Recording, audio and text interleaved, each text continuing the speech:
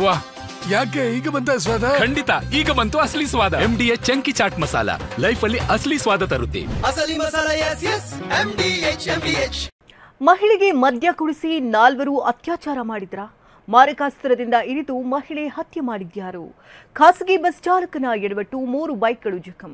ಕೌಟುಂಬಿಕ ಕಲಹದಿಂದ ದಂಪತಿ ಆತ್ಮಹತ್ಯೆಗೆ ಶರಣು. ಇದೆಲ್ಲವನ್ನು ನೋಡೋಣ ಸಮಗ್ರ ನ್ಯೂಸ್ ಟಾಪ್ನಲ್ಲಿ.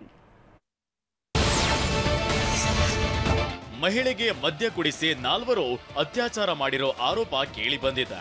ಮದ್ಲೂರು ಗ್ರಾಮದ ಬಳಿ ಪೈಶಾಚಿಕ ಕೃತ್ಯ ನಡೆದಿದೆ. ಕೊಪ್ಪಳ ಜಿಲ್ಲೆ ಯಲಬುರ್ಗಾ ತಾಲೂಕಿನ ಮದ್ಲೂರಿನಲ್ಲಿ 39 ವರ್ಷದ ಮಹಿಳೆ ಮೇಲೆ ಅತ್ಯಾಚಾರ ಮಾಡಿದ್ದಾರೆ ಎನ್ನಲಾಗಿದೆ. ಮಹಿಳೆಯನ್ನ ಕೊಪ್ಪಳ ಜಿಲ್ಲಾಸ್ಪತ್ರೆಗೆ ದಾಖಲಿಸಿ ಚಿಕಿತ್ಸೆ ಕೊಡಿಸಲಾಗ್ತಿದೆ. ಕೊಪ್ಪಳ ಡಿವೈಎಸ್ಪಿ ಮುತ್ತಣ್ಣ ಸಬರಗೋಳ ಭೇಟಿ ನೀಡಿ ಪರಿಶೀಲನೆ ನಡೆಸಿದ್ದಾರೆ. ಪರಿಚಯದವರಿಂದ ಹಣ ಪಡೆಯಲು ಹೊಸಪೇಟೆಯಿಂದ ಕುಷ್ಟಗಿ ಪಟ್ಟಣಕ್ಕೆ ಮಹಿಳೆ ಬಂದಿದ್ಲು.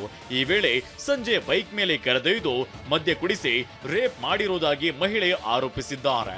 ಆದರೆ ಘಟನೆ ಬಗ್ಗೆ ನನಗೇನೋ ಗೊತ್ತಿಲ್ಲ, ಅಪಘಾತ ಆಗಿದೆ ಎಂದು ಕರೆಸಿದ್ದಾರೆಂದು ಮಹಿಳೆಯ ಪತಿ ಹೇಳ್ತಿದ್ದಾರೆ. ಸದ್ಯ ಯಲಬುರ್ಗಾ ಠಾಣಾ ಪೊಲೀಸರು ಕೇಸ್ ದಾಖಲಿಸಿಕೊಂಡಿದ್ದಾರೆ.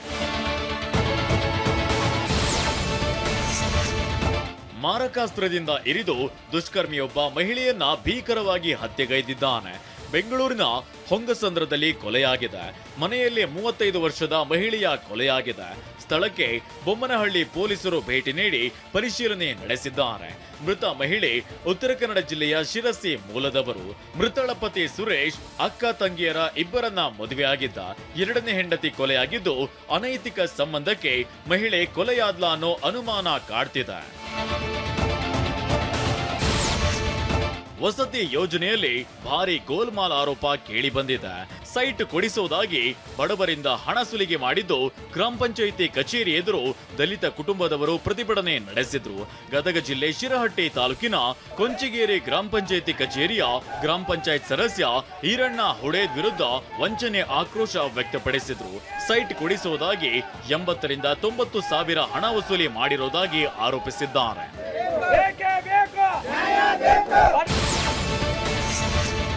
ಸಕ್ಕರೆ ಕಾರ್ಖಾನೆ ಬಳಿ ಟ್ರ್ಯಾಕ್ಟರ್ಗಳಿಗೆ ಬೆಂಕಿ ಹಚ್ಚಿದ ಪ್ರಕರಣಕ್ಕೆ ಸಂಬಂಧಿಸಿದಂತೆ ಮಹಾಲಿಂಗಪುರ ಠಾಣೆಯಲ್ಲಿ 3 ಪ್ರತ್ಯೇಕ FIR ದಾಖಲಾಗಿದೆ. ಪ್ರಕರಣ ಸಂಬಂಧ TV9ಗೆ ಬಾಗಲಕೋಟೆ SP ಮಾಹಿತಿ ನೀಡಿದ್ದು 3 FIR ದಾಖಲಿಸಿದ್ದೇವೆ. ಘಟನೆ ಬಗ್ಗೆ ವಿಡಿಯೋ ದೃಶ್ಯಾವಳಿ ಸಂಗ್ರಹ ಮಾಡಿದ್ದೇವೆ. ಪ್ರತ್ಯಕ್ಷ ಸಾಕ್ಷಿ ಮೂಲಕ ಮಾಹಿತಿ ಸಂಗ್ರಹಿಸುತ್ತಿದ್ದೇವೆ. ಇದು ರೈತರು ಮಾಡಿರುವ ಕೃತ್ಯವಲ್ಲ, ಕಿಡಿಗೇಡಿಗಳ ಕೃತ್ಯ. ಹೀಗಾಗಿ ಈ ಸಂಬಂಧ ಈವರೆಗೆ 10 ಜನರನ್ನ ವಶಕ್ಕೆ ಪಡೆದಿದ್ದೇವೆ ಅಂತ ಹೇಳಿದ್ದಾರೆ.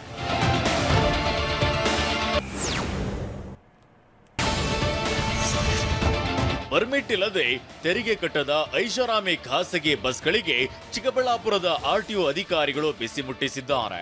NH 44 ರಲ್ಲಿ ಕಾರ್ಯಾಚರಣೆ ನಡೆಸಿ ಹೈದರಾಬಾದ್ ಸೇರಿದಂತೆ ವಿವಿಧೆಡೆಯಿಂದ ಬೆಂಗಳೂರಿಗೆ ಬರ್ತಿದ್ದ 10ಕ್ಕೂ ಹೆಚ್ಚು ಖಾಸಗಿ ಸ್ಲೀಪರ್ ಬಸ್ಗಳನ್ನ ಜಪ್ತಿ ಮಾಡಿದ್ದಾರೆ.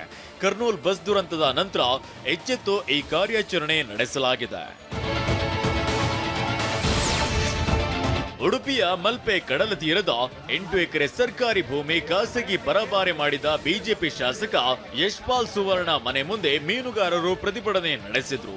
ಮೀನುಗಾರಿಕಾ ಫೆಡರೇಷನ್ ಅಧ್ಯಕ್ಷ ಯಶ್ಪಾಲ್ ಸುವರ್ಣ ಚದರ ಮೀಟರ್ಗೆ 231 ರೂಪಾಯಿ ದರ ನಿಗದಿಪಡಿಸಿ ಗುತ್ತಿಗೆ ಪಡೆದ ಆರೋಪ ಕೇಳಿ ಬಂದಿದೆ. ಪರಭಾರೆ ವಿಷಯ ತಿಳಿಯುತ್ತಿದ್ದಂತೆ ನೂರಾರು ಮೀನುಗಾರರು ಆಕ್ರೋಶ ಹೊರಹಾಕಿದ್ದಾರೆ. ಉಡುಪಿ ಜಿಲ್ಲೆ ಬ್ರಹ್ಮಾವರದ ಹಂದಾಡಿ ಕುಮ್ರಗೋಡುವಿನ ಸರ್ಕಾರಿ ಪ್ರಾಥಮಿಕ ಶಾಲೆ ಮುಖ್ಯ ಶಿಕ್ಷಕಿ ಸೇರಿ 6 ಮಂದಿ ದಿಢೀರ್ ಎತ್ತಂಗಡಿಯಾಗಿದ್ದಕ್ಕೆ ಪೋಷಕರು ಮತ್ತು ವಿದ್ಯಾರ್ಥಿಗಳು ಕಿಡಿಕಾರಿದ್ದಾರೆ. ಶತಮಾನ ಕಂಡ ಶಾಲೆಯಲ್ಲಿ 175 ವಿದ್ಯಾರ್ಥಿಗಳಿದ್ದಾರೆ. ಆದ್ರೀಗ ಏಕಾಏಕಿ 6 ಶಿಕ್ಷಕರನ್ನ ವರ್ಗಾವಣೆ ಮಾಡಲಾಗಿದೆ. ಶಿಕ್ಷಣ ಇಲಾಖೆ ತನ್ನ ಆದೇಶ ವಾಪಸ್ ಪಡೆಯಬೇಕು ಅಂತ ಸ್ಥಳೀಯರು ಆಗ್ರಹಿಸಿದ್ದಾರೆ. ಬೆಂಗಳೂರಿನ ತಾಜ್ ವೆಸ್ಟ್ ಎಂಡ್ ಹೋಟೆಲ್ನಲ್ಲಿ ಪ್ರತಿಷ್ಠಿತ Toyota car company all new Camry ಹೆಸರಿನ ಹೊಸ ಸ್ಪ್ರಿಂಗ್ ಆಡಿಷನ್ ಕಾರನ್ನ ಲೋಕಾರ್ಪಣೆ ಮಾಡಿದೆ.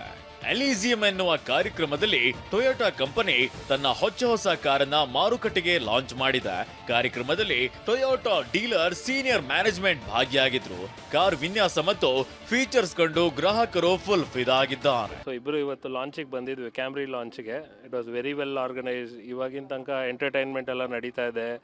Everything is good. MDH chana masala. ಈಗ ಕಡಲೆ ಇರಲಿ, ಹಲಸಂಡೆ ಬೀಜ, ಕಪ್ಪು ಕಡಲೆ ಅಥವಾ ಬಿಳಿ ಕಡಲೆ, ಎಲ್ಲವೂ ಸ್ವಾದಿಷ್ಟವಾಗುತ್ತೆ. MDH